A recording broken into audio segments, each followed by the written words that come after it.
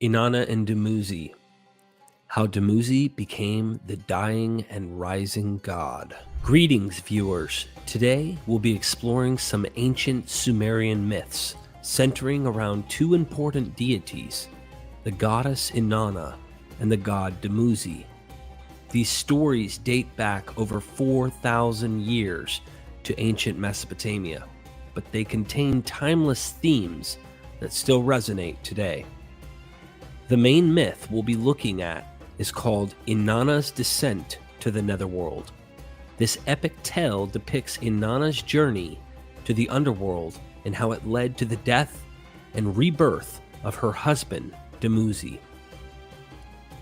We'll also touch on two other myths, Damuzi and Gestiana and Damuzi's dream, which further detail how Damuzi was captured by demons and brought to the netherworld. These stories illuminate the Sumerian worldview and provide insight into their mythology and religious beliefs.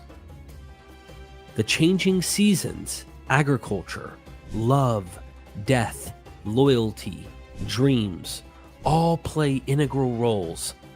We'll discuss the major themes and symbolism at work in these myths and what they reveal about the Mesopotamian culture. Inanna stands out as a rare example of a powerful goddess figure in ancient mythology.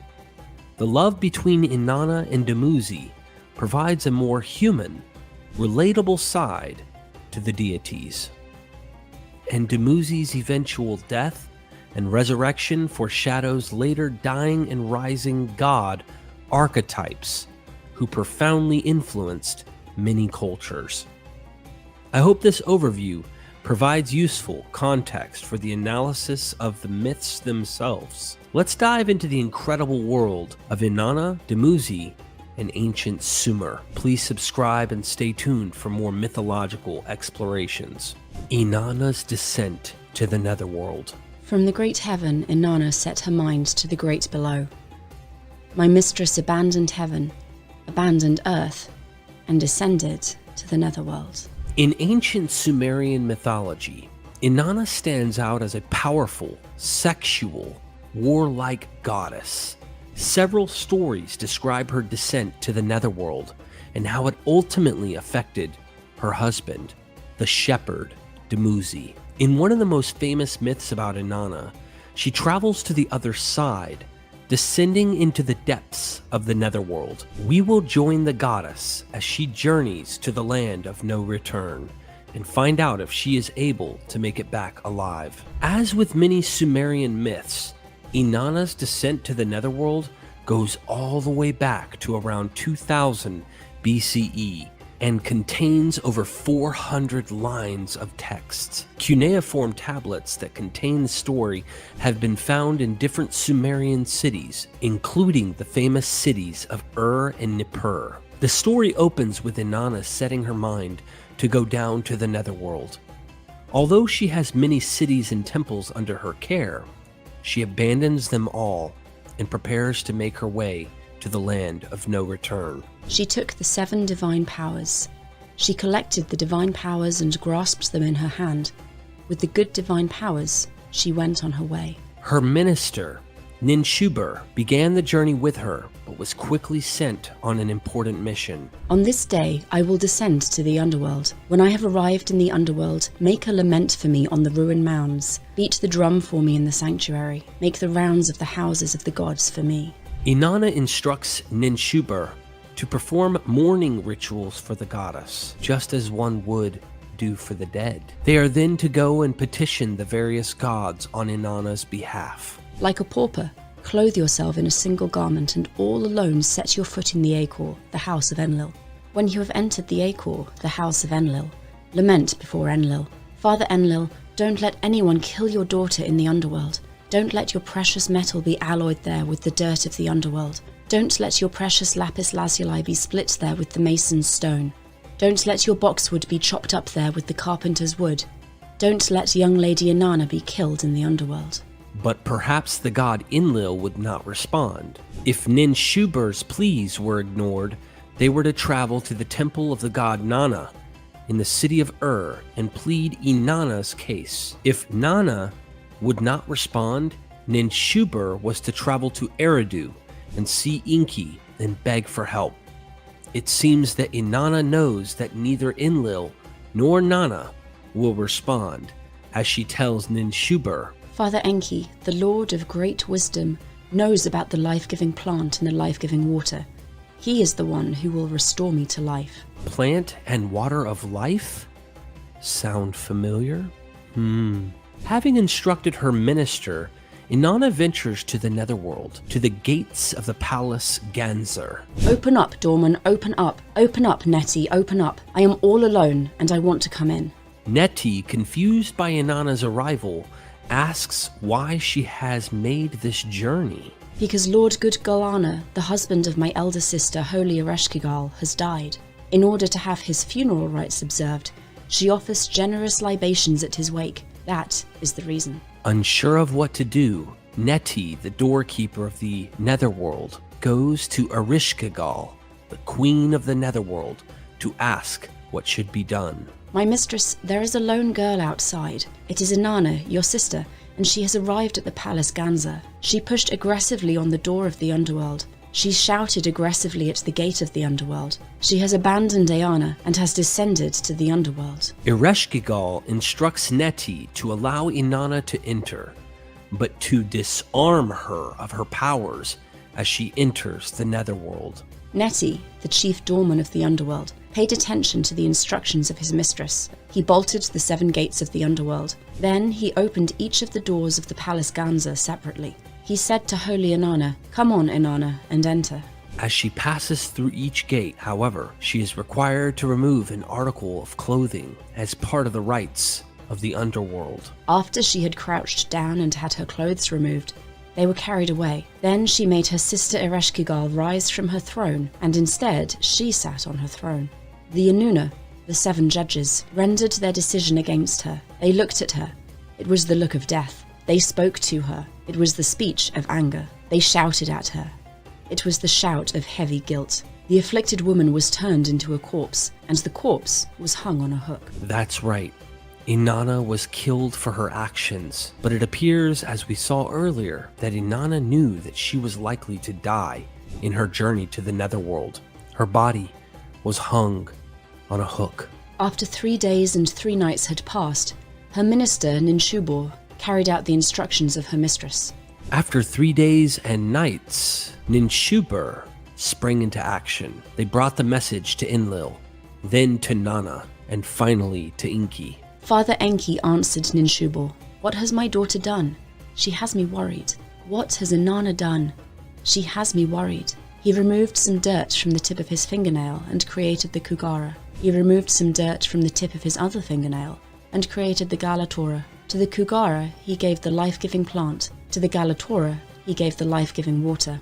Inki then instructs his 2 creations, the Kugara and the Galatura, to go and rescue Inanna. Flit past the door like flies, slip through the door like phantoms. The mother who gave birth, Ereshkigal, on account of her children, is lying there. When she says, "Oh, my heart," you are troubled, our mistress, oh, your heart. When she says, "Oh, my body," you are to say, "You are troubled, our mistress, oh, your body." She will then ask, "Who are you? If you are gods, let me talk with you. If you are mortals, may a destiny be decreed for you." As we saw in the myth about Adapa and the South Wind, Inki again warns his creations against accepting food and drink gifts. They will offer you a river full of water. Don't accept it. They will offer you a field with its grain. Don't accept it. But say to her, "Whether it is that of our king, whether it is that of our queen, give it to us." She will give you the corpse hanging on the hook. One of you sprinkle on it the life-giving plant, and the other the life-giving water. Thus let Inanna arise. The 2 creatures precisely obey Inki's instructions and apply the plant and water of life. And thus Inanna arose. Having been brought back to life, Inanna attempted to flee the netherworld. But as Inanna was about to descend from the underworld, the Inuna seized her. "Who has ever ascended from the underworld has ascended unscathed from the underworld. If Inanna is to ascend from the underworld, let her provide a substitute for herself. Inanna could not simply leave the land of no return. She could only depart if she provided someone to remain in her place. Inanna is then escorted out of the netherworld under close guard by demons. Those who accompanied her, those who accompanied Inanna, know no food, know no drink, eat no flower offering, and drink no libation. They accept no pleasant gifts. They never enjoy the pleasures of the marital embrace, never any sweet children to kiss. They tear away the wife from a man's embrace. They snatch the son from a man's knee. They make the bride leave the house of her father-in-law. Holy Inanna first approaches her faithful minister Ninshubur, who throws herself on the ground in front of Inanna. She had sat in the dust and clothed herself in a filthy garment. While dead, Ninshubur had mourned her mistress and had done everything to bring her back. The demons suggest that Inanna continue on to her city and allow them to take Ninshubur back in Inanna's place. Holy Inanna answered the demons, "This is my minister of fair words, my escort of trustworthy words. She did not forget my instructions. She did not neglect the orders I gave her. She made a lament for me on the ruined mounds. She beat the drum for me in the sanctuaries. She made the rounds of the gods' houses for me. She lacerated her eyes for me, lacerated her nose for me. In private, she lacerated her buttocks for me. Like a pauper, she clothed herself in a single garment. She brought me back to life. How could I turn her over to you? Let us go on." Because of her faithfulness and her mourning, Inanna refuses to provide Ninshubur as a substitute and presses on to the city of Umma. There they approach the god Shara. Shara, in his own city, threw himself at her feet. He had sat in the dust and dressed himself in a filthy garment. The demons suggest Shara to be her substitute, but Inanna refuses, as Shara had mourned for her. They move on to the city of Bad Tibira, where Lulal does the same and is spared as well. They finally reach Inanna's city, where she sees her husband, the shepherd, Damuzi. There was Damuzi, clothed in a magnificent garment and seated magnificently on a throne. Oops, he was not mourning the loss of the goddess, and it cost him. She looked at him. It was the look of death. She spoke to him. It was the speech of anger. She shouted at him. It was the shout of heavy guilt. How much longer? Take him away.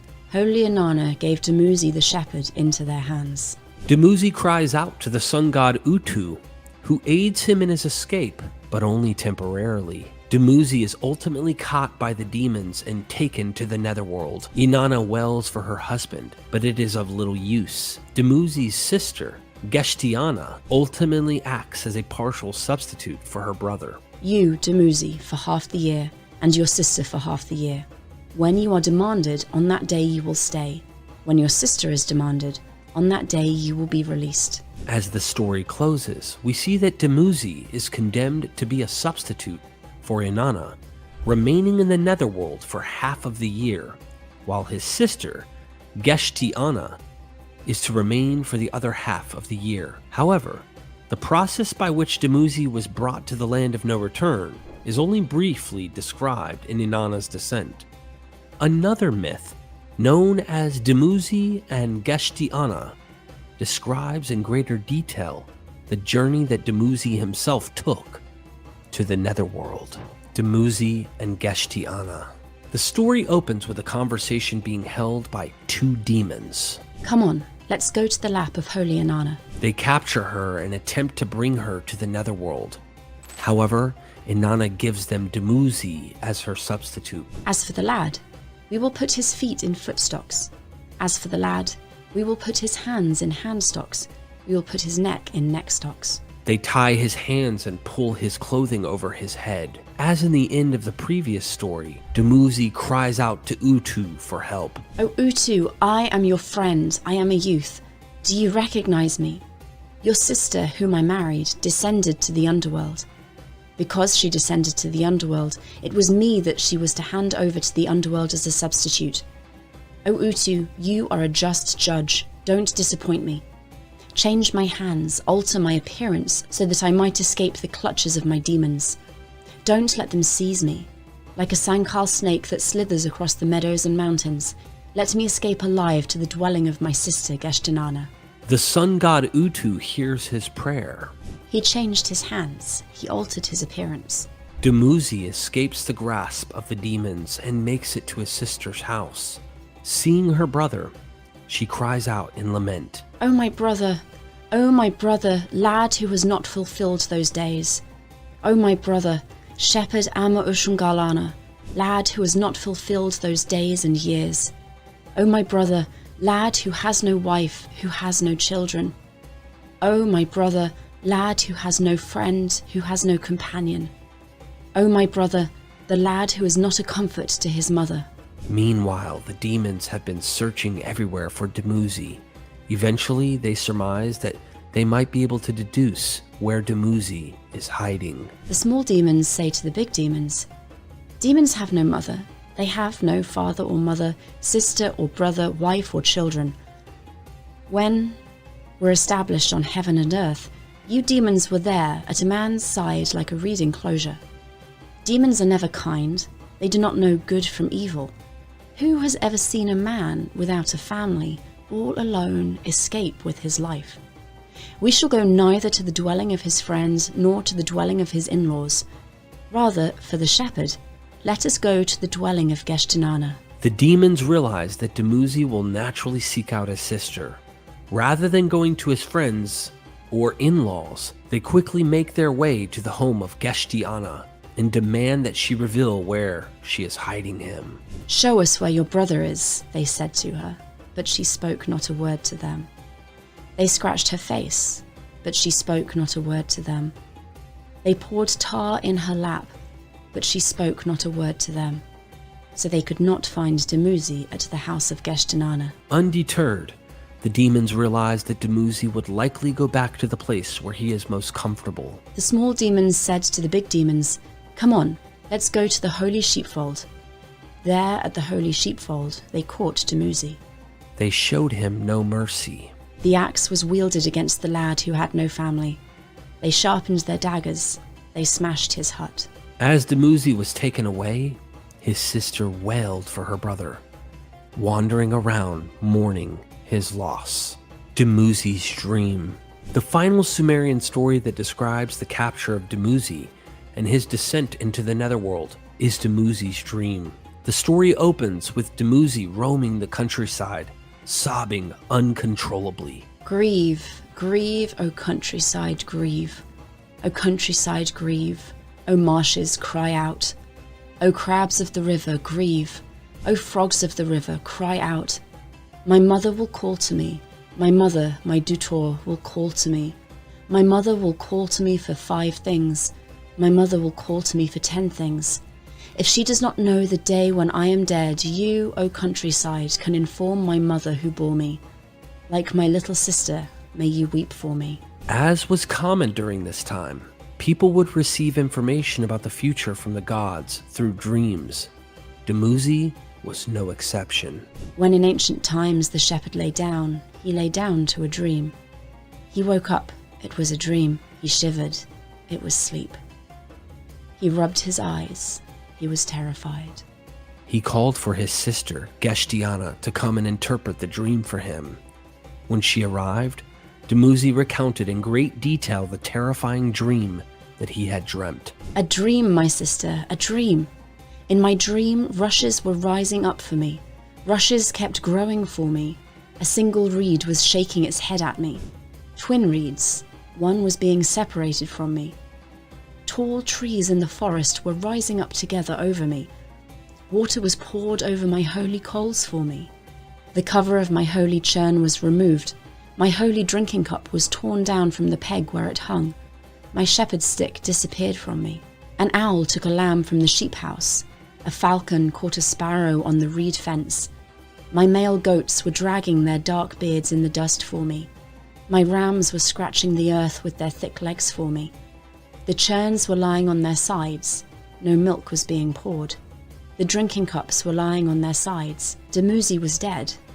The sheepfold was haunted. Let's break down this dream so that we can have a good understanding of the images that Damuzi is describing. 1. He sees rushes growing, quote, for him. 2. A single reed shaking its head at him. 3. Twin reeds being separated from one another. 4. Tall trees rising up over him. 5. Water being poured out on his coals. 6. The cover of his butter churn being removed. 7. His drinking cup pulled off of the peg in the wall where it normally was hung. 8. His shepherd's stick gone missing. 9.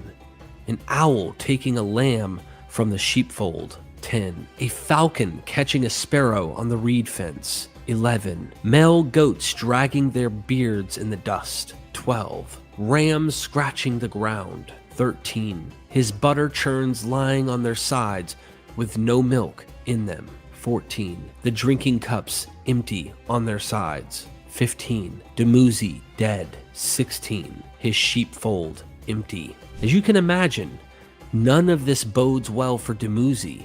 Gestiana interprets the dream for him. My brother, your dream is not favorable. Don't tell me any more of it. Damuzi, your dream is not favorable. Don't tell me any more of it. The rushes rising up for you, which kept growing for you, are bandits rising against you from their ambush. The single reed shaking its head at you is your mother who bore you, shaking her head for you. The twin reeds of which one was being separated from you is you and I. One will be separated from you. The tall trees in the forest rising up together over you are the evil men catching you within the walls. That water was poured over your holy coals means the sheepfold will become a house of silence. That the cover of your holy churn was removed for you means the evil man will bring it inside in his hands. Your holy drinking cup, torn down from the peg where it hung, is you falling off the lap of the mother who bore you. That your shepherd's stick disappeared from you means the demons will set fire to it. The owl taking a lamb from the sheep house is the evil man who will hit you on the cheek. The falcon catching a sparrow on the reed fence is the big demon coming down from the sheep house. That the churns were lying on their sides, no milk was being poured, the drinking cups were lying on their sides. That Damuzi was dead and the sheepfold was haunted means your hands will be bound in handcuffs, your arms will be bound in fetters. That your male goats were dragging their dark beards in the dust for you means that my hair will whirl around in the air like a hurricane for you. That your rams were scratching the earth with their thick legs for you means that I shall lacerate my cheeks with my fingernails for you as if with a boxwood needle. It was absolutely an ominous dream. Damuzi's sacred place, the sheepfold, where he cared for his flock and churned butter and provided milk, was to be deserted. Damuzi was going to be bound and taken to the netherworld by the demons that were going to rise up against him. As soon as Gestiana finished relaying the bad news, Damuzi begs her to go up to a high spot and do 2 things for him. First, he wants her to mourn for him. Sister, when you go up onto the mound, do not go up onto the mound like an ordinary person, but lacerate your heart and your liver, lacerate your clothes and your crotch, sister, and then go up onto the mound. Second, he instructs her to be a lookout for him, as he knew the demons were coming for him. Amma Gestiana went up onto the mound and looked around. Gestiana craned her neck. Her girlfriends Gestindudu advised her. The big men who bind the neck are already coming for him. They are coming for him. Gestiana warns her brother. My brother, your demons are coming for you. Duck down your head in the grass. Damuzi runs to hide in the grass and begs his sister not to reveal his hiding place to the demons. He then turns to his friend and similarly begs them not to tell the demons where he is. Both agree to keep the secret. Those who come for the king are a motley crew, who know not food, who know not drink, who eat no sprinkled flour, who drink no poured water, who accept no pleasant gifts, who do not enjoy a wife's embraces, who never kiss dear little children, who never chew sharp-tasting garlic, who eat no fish, who eat no leeks. The demons then arrive and demand to know where Damuzi is hiding. They first interrogate his sister. They caught Gestiana at the sheepfold and cowpen. They offered her a river of water, but she wouldn't accept it. They offered her a field of grain, but she wouldn't accept it. As in the other stories, Gestiana wasn't going to turn on her brother. Realizing this, The demons then turn to the friend. Who, since the most ancient times, has ever known a sister to reveal her brother's whereabouts? Come, let us go to his friend. Then they offered his friend a river of water, and he accepted it. They offered him a field of grain, and he accepted it. My friend ducked down his head in the grass, but I don't know his whereabouts. Dumuzi had been betrayed. They caught Damuzi in the ditches of Aralee. Damuzi began to weep and was tear-stricken. In the city, my sister saved my life, but my friend caused my death. His hands were bound in handcuffs, his arms were bound in fetters. The lad raised his hands heavenward to Utu. Utu, you are my brother-in-law. I am your sister's husband. I am he who carries food to Inanna. I am he who brought the wedding gifts to Uruk. I am he who kisses the holy lips. I am he who dances on the holy knees, the knees of Inanna. Please change my hands into gazelle hands. Change my feet into gazelle feet, so I can evade my demons. Utu answers his prayer, changing Dumuzi, and he is able to escape. After chasing and catching him again, Utu aids his escape once more. Dumuzi then flees to the home of old woman Belili. Old woman, I am not just a man. I am the husband of a goddess.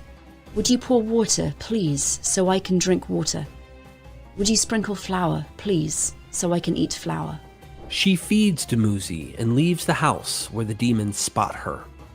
Her fear tips them off that she knows where Dumuzi is hiding, and they again capture him in Belili's house. Once again, Utu aids his escape, and he makes it to his sister's sheepfold. When the first demon entered the sheepfold and cowpen, he set fire to the bolt. When the second entered the sheepfold and cowpen, he set fire to the shepherd's stick.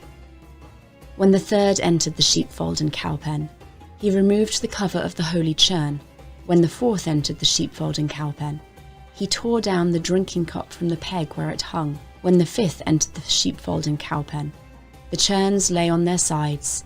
No milk was poured. The drinking cups lay on their sides. Dumuzi was dead. The sheepfold haunted. The demons had accomplished their mission, bringing to pass all that Dumuzi had dreamed. And that wraps up our look at the pivotal Sumerian myths of Inanna and Dumuzi. These stories give us a fascinating glimpse into the beliefs and perspectives of the ancient Sumerians. Inanna's journey to the underworld shows her power and cunning as she cleverly maneuvers to return from the land of the dead. The tragic tale of Dumuzi reveals a more human side to the gods, centered around love, loss, and loyalty, and Dumuzi's eventual rebirth prefigures later dying and rising deity cults. The themes and symbolism in these myths would go on to influence cultures across the Middle East and Mediterranean for millennia. We see echoes of Inanna and Dumuzi in the later myths of Ishtar and Tammuz, Aphrodite and Adonis, Cybele and Attis. The archetypes of the fertile goddess and her doomed consort appear again and again. I hope this overview has provided insights into these seminal tales and the rich mythology of ancient Sumer. Let me know in the comments if you'd like to see more analysis of ancient myths and legends from around the world. And don't forget to like, share, and subscribe for more explorations of mythology and religion. Thanks so much for watching, and never forget, we are Myth Vision.